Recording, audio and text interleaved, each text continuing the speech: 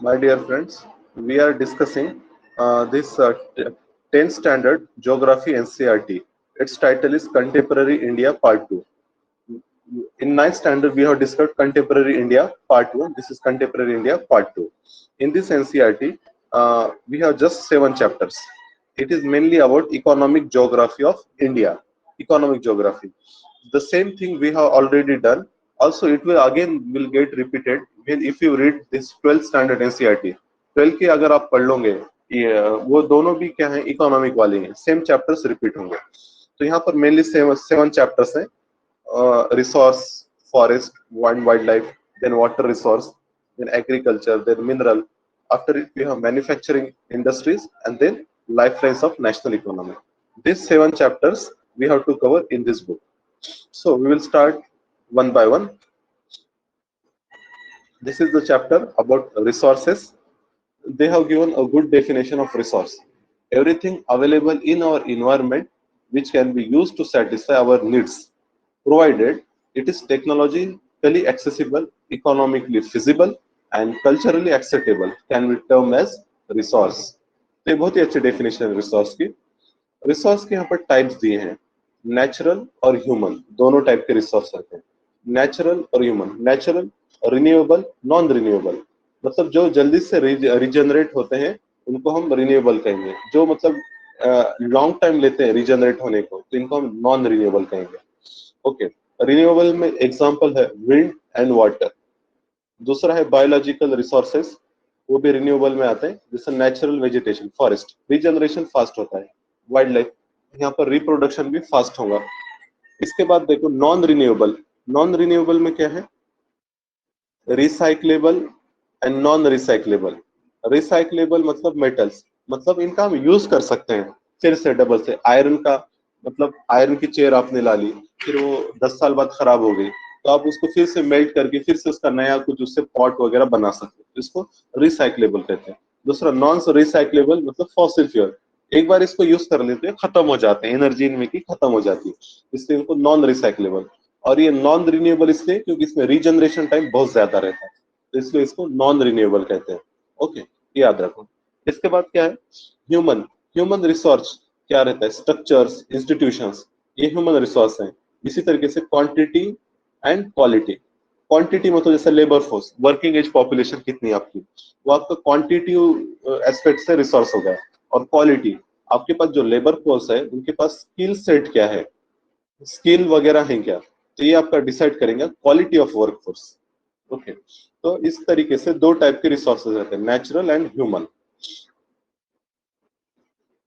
और भी इसके क्लासिफिकेशंस है, biotic resource, abiotic resource. Biotic resources जो बायोस्फीयर से बनते हैं, मतलब फॉसिल, फिशरीज, लाइवस्टॉक, ये सारे क्या आएंगे बायोटिक.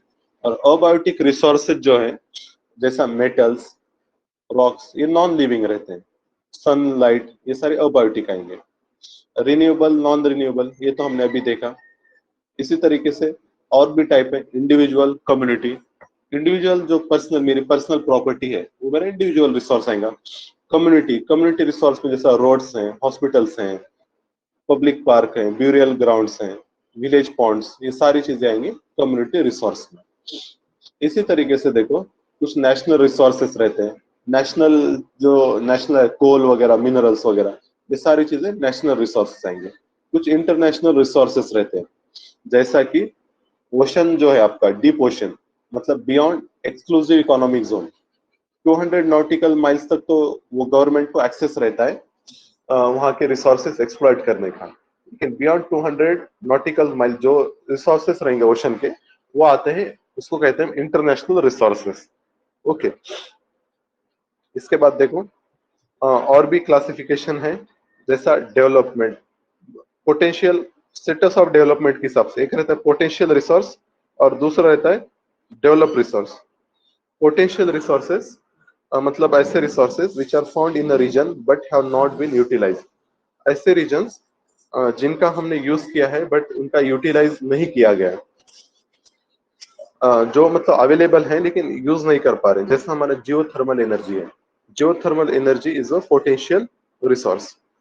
दूसरा है डेवलप रिसोर्सेज, मतलब ये रिसोर्सेज हैं और उनका हम यूज भी कर रहे हैं, जैसा कोल है, क्रूड ऑयल है, ये सारी चीजें आपके डेवलप रिसोर्सेज में आएंगे। इसके बाद आता है स्टॉक।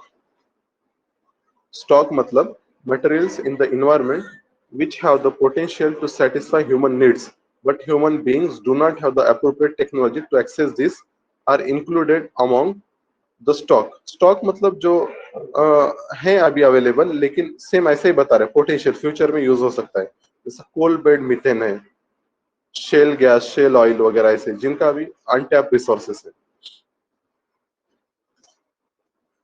रिजर्व्स, रिजर्व्स क्या रहते हैं? Reserves are the subset of the stock which can be put into use with the help of existing technical know-how but their use has not been started। Reserves subset of stock रहते हैं which can be put into use with the help of existing technical know-how but their use has not yet been started। मतलब जिनका use करने की technology हमारे पास है अभी, पर इशू क्या है, लेकिन हम उनका अभी यूज अभी स्टार्ट नहीं किए यूज करना, तो इसको कहते हैं हम रिजर्व्स।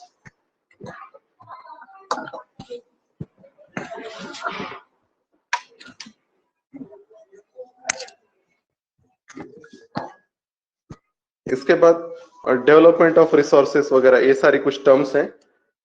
और इसी तरीके से रिसोर्स का हमको कंजम्पशन कैसे करना चाहिए, तो इसके बारे में जो वर्ल्ड लेवल पे कुछ मीटिंग्स वगैरह हुए थे उनके बारे में यहाँ पर जिक्र है। तो ये चीज समझ लेना कि रिसोर्स तो हम एक्सप्लॉइट कर रहे थे, पर रिसोर्सेस हमारी क्या है, नेचुरल रिसोर्सेस स्पेशली लिमिटेड है। और इंडस्ट्रियलाइजेशन, टेक्नोलॉजिकल डेवलपमेंट, ये सारी चीजें होने के बाद कंजम्पशन रेट हमारा बहुत बढ़ गया और रिसोर्स की स्कार्सिटी होने लगी, और फ्यूचर जनरेशन के लिए भी हमको रिसोर्सेस प्रिजर्व करके रखना है। तो फिर पूरे ऑल वर्ल्ड लेवल पर एक मीटिंग हो गई थी 1972 में, जिसको हम स्टॉकहोम कॉन्फ्रेंस कहते हैं। फिर वो समिट हो गई, उसके बाद से फिर इन्वायरमेंटल कंजर्वेशन पे ध्यान दिया जाने लगा। तो यहाँ पर एक चीज समझ लेना, जैसा कि कुछ टर्म्स आए, जैसा सस्टेनेबल डेवलपमेंट। सस्टेनेबल डेवलपमेंट क्या है?